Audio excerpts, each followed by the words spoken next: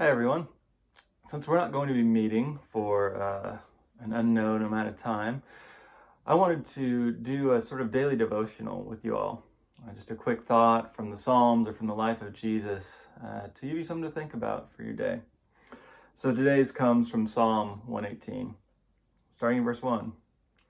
Give thanks to the Lord, for he is good. His love endures forever.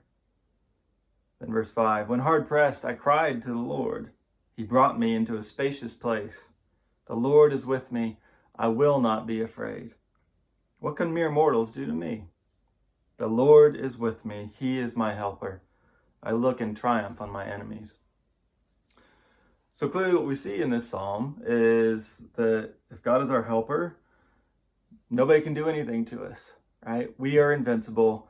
There's never anything that goes wrong for the life of believers. We cry to God and he brings us out of it immediately. Okay, well, we probably know it's not that simple, right?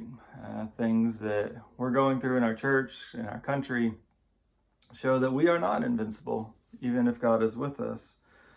I think that's important to recognize that even as we read these Psalms, because you might hear people saying that, we can do whatever we want and God will take care of us and we'll be perfectly safe, so we should ignore everything that's going on.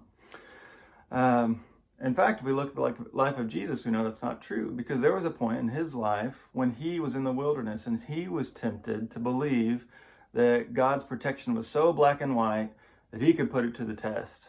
And Jesus' response was, we trust God, we don't test God. And so it's not quite as black and white as that, and yet we do trust. We trust that God is with us, and so we don't have to be afraid. We can take precautions, we can be smart, we can listen to people who are smarter than us, but we don't react in fear. Fear does not shape the life of a disciple of Jesus. The Lord's love does endure forever, whether things are good or, like right now, things aren't so good. But God is still with us, and God is good, and so we're going to be okay. God bless.